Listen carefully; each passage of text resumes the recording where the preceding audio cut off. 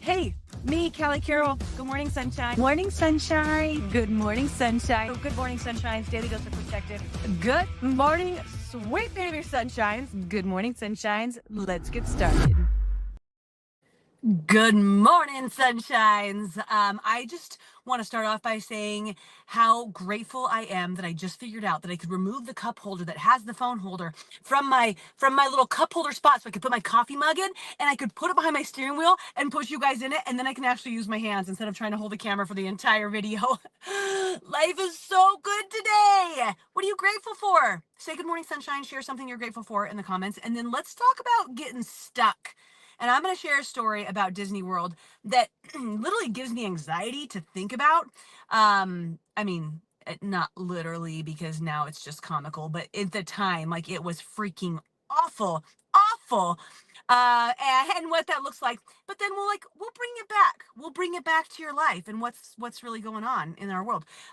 Maybe in your world, maybe not. So we're at Disney World, right? We were at my son's Make-A-Wish trip last week, and we show up on Monday and we decide, you know what? Let's have this be the day where we go and watch the fireworks at Magic Kingdom. And I don't know about you guys, but I have this like childhood memory about that being like the most special thing, right? Like, you've got to do fireworks at Magic Kingdom, and it's glorious. And like, I think maybe I've got to do that 4 or 5 times in my life. And it's like this core memory that really feels warm and fuzzy. And I was like, I want my kids to be able to experience that, even though that's way past their bedtime and we expire at 8:30 at night. I don't care if we just went to Florida. Like, my babies, it's dark out. Their little circadian rhythm, they're like, it's nighttime, right? So this is gonna be rough, but we gotta do it. We gotta do it. So we decide that we're gonna do Magic Kingdom. Oh, and then, by the way, I don't know if you guys have done Disney World in a while, but they have this thing called like birthday party nights, where you have to have special passes to go see Magic Kingdom in the evening, a lot of the different days of the week.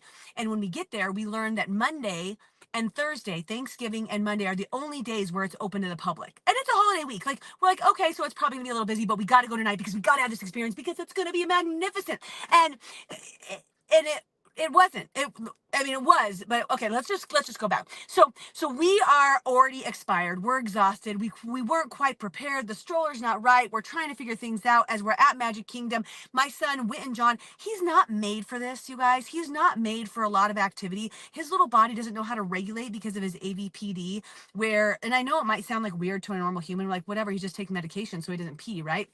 But he doesn't balance his water levels and his sodium levels well, so his energy is just kind of off, and he's done. He's like, bleh, right? So we stop, we have some food, and then we're like, let's go. It's the fireworks start at 8, so it's like 6:30. We're like, let's just go find a little spot and we'll just hang out and just like play and run around for a little bit. That's actually my husband's plan. I was like, let's go on more rides, and he was like, no, let's not.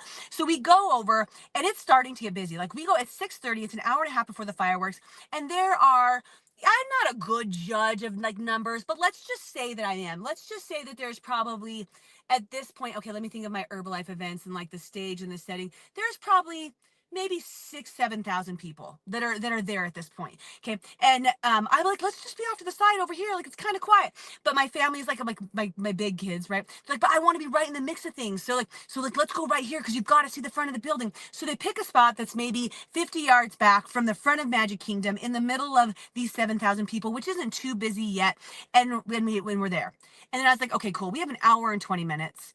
We're just gonna play. Jason and I really wanted to ride Tron. We didn't get to. This is the only time we're coming here. We'll ride Tron. We'll be right back because we have the like lightning passes. So we'll go really fast. We'll be right back by like 7:20 or so. Okay. We go, and we're going away. We're doing our huffing and our walking, and then all of a sudden Kinsey's next to us. And I'm like, hey girl, hey. She's like, I'm gonna ride Tron with you. I'm like, how is dad gonna manage those two babies in that situation? Like, that's just not good. So I'm all like nervous. I'm already anxious at this point. I'm like, this is not gonna work. This is not gonna work. But now Jace really wants to ride Tron. And finally Kinsey's like, I think maybe I should go back and stay with dad. I'm like, that's probably a good idea. So she goes back with dad. We go on the ride. It's freaking awesome, by the way. Awesome ride.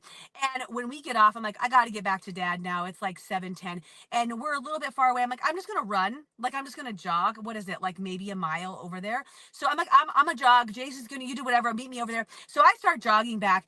and the a number of people who have like all of a sudden taken over this area is mind blowing.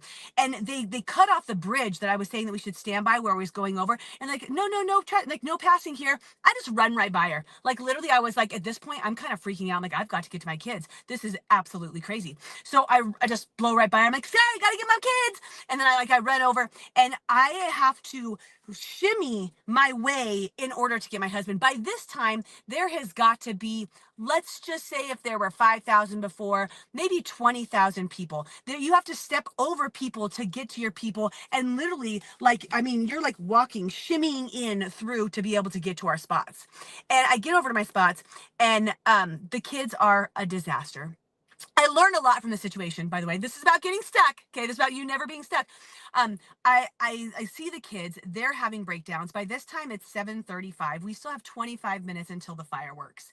And it's weird. Like I love people, and I used to be a really big I was fine with crowds, but I'm not anymore. Like I don't like going to a concert very much because I don't like trying to leave the concert and then like being in the traffic and being all those people. It's just a little bit too much for me. I don't, if I don't have to be, then I don't want to be in that situation. And at the same time, I'm learning about my little medical baby. And although we had medication and we had our 2 bottles of water, now we're stuck in an area where he's in breakthrough. And during breakthrough time, he is incredibly fussy and needy. And I don't know if what sort of pain he's in, but there's like an hour of this like terror period every morning and every evening when he goes into breakthrough. And we're doing this while surrounded by 20,000 people where we can't move, and he can't go to the bathroom, and we're out of water. And I'm like, F, this does not work. Meanwhile, John tells me a story while I was gone. Witten did have to go to the bathroom, his first bit of breakthrough, and he only had Quincy there. Thank goodness Kinsey came back because he's got the stroller. He can't get the stroller out by this time. There's way too much stuff. So he had to do this, and he's like, it was awful. So we're all just sitting there, and about 5 minutes passes, and I'm like, you guys, I just don't think this is smart. Like, I don't think that this is a smart situation. We need to get out of here. My husband's like, we're stuck. We're not getting out of here. This comes to the stuck part. We're stuck. We cannot get out of here. And I'm like, we are never stuck. You're never stuck. Like this is unsafe for us. It's bringing me a lot of anxiety, but our kid can't, he's not going to be able to handle this. He's going to have to start peeing on the cement right here, and we're going to have to start taking water from other humans. Like it's just, even if we give him his medication at this point, right? This just doesn't feel safe for us. So he's like, what are you going to do? I'm like, I'm going to get us out. Like, I'm just going to start telling people. So we have a family vote. We have a family vote. We're like, okay, good. We're going to go. And now the fireworks, it's 7:50 by this time. The fireworks are starting in 10 minutes. We don't give an F. We got to get out of there.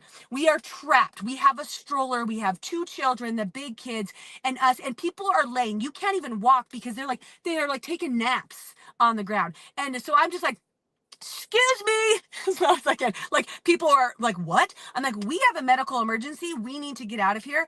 Can you please just move aside? We've got to get the stroller through here. So I'm trying to like carve my way from our unstuckness. I have to be really loud about it. I have to be a little bit aggressive. I was still kind about it, but more aggressive about our mission of what we were trying to do.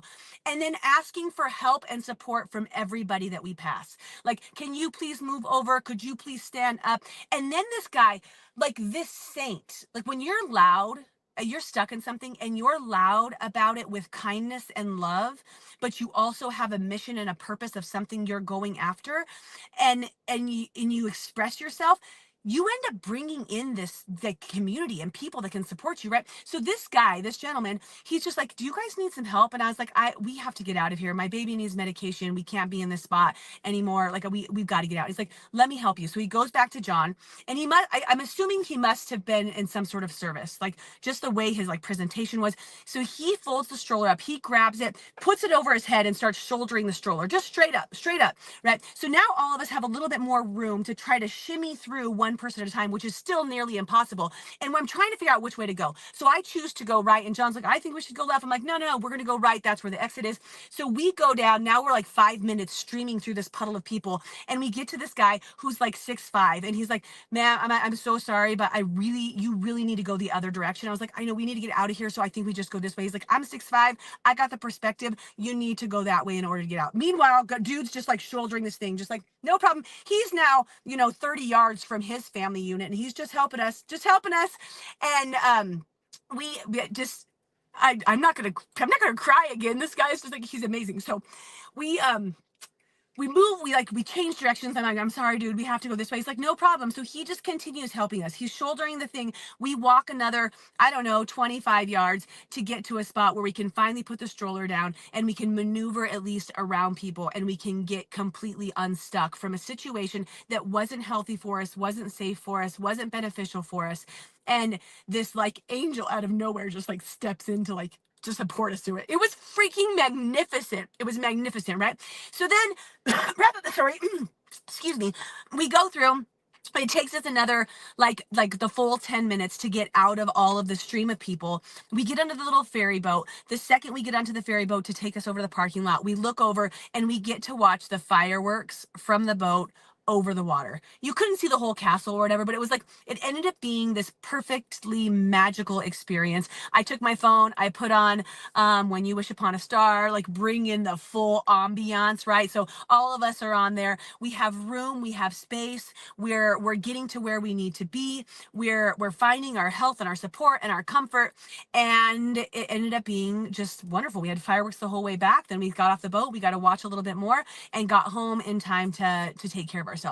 And I love this story for a lot of different reasons. One, just like overcoming and getting through that, right? But looking at our life and some areas where we feel like we're stuck, where you feel like you're stuck. You feel like this could be unsafe for you. It could be unhealthy for you. Maybe it's just not optimal for you. Maybe it's bringing you anxiety. Maybe it's not joyful for you. Maybe you pictured it to be a one way, like, right? You pictured it to be these beautiful fireworks over the Magic Kingdom, and oh, look at our family unit and picture moment. Like, you pictured this, it was going to be great, and you fought for it and you wanted to do it, and now you've got there and you're like, I don't love it. I don't love whatever it is. It could be a career, your relationship, friendships, your home, where you live. I don't know. But you feel like you're stuck because getting out of where you're at right now is going to be freaking hard. Maybe even impossible. Some people would say impossible, but I want to share with you today that you're never stuck. You are never stuck. I'm not saying it's going to be easy to get out. That was not easy to get. It was anything but easy to get out. I'm not saying that you won't be anxious and nervous about trying to get out. Like that, and I know I might seem like loud and whatever, but like for me, just to like start like not hollering, but like sharing expressively what we needed at the time, like speaking that out, that was difficult to do. You might have to ask for help. You're probably going to need to vocalize what you need, vocalize, this isn't working for me. I'm going to need to seek something else that is, more healthy, more happy for myself or for our family. You're going to have to talk to people about that. You might have to recruit someone to assist you through the process, like Mr. Shoulders that just walked us through, because there are so many kind and loving people that are out there that are willing and wanting to support you in pursuing your best life, your happiness, your dreams, and help you know that you are not stuck wherever you think that you're stuck. And after you go through the trudging and all of the different challenges to get there, during that whole time, like, you have to keep your eye on the prize. Like, I need to get, this is not working for me. Going back to that is not working for me. And even though what we're doing right now is challenging, I need to get to this other place. And you keep your focus on that until you do. And then you get to enjoy the fruits of your labor, if you will, the fact that you chose not to be stuck, and really feel a different way, whether that's less anxious, more joy, you feel safer, you feel happier. And if all of us could step into that a little bit more, right? Because negative energy breeds negative energy and seeps more negative energy into people. So our role, like really our purpose, our mission in life is to find positive energy and to put ourselves in spaces that are full of positive energy, shining light into others. And if you're stuck somewhere right now that's dimming your light and you don't feel that joy coming from you, it's your job, it's your role to get unstuck. It's your joy, it's your job to choose, I am not stuck here, and to push on to whatever would help benefit you the most in your life. So you're not stuck. Moral of today's daily dose of perspective: you are not stuck.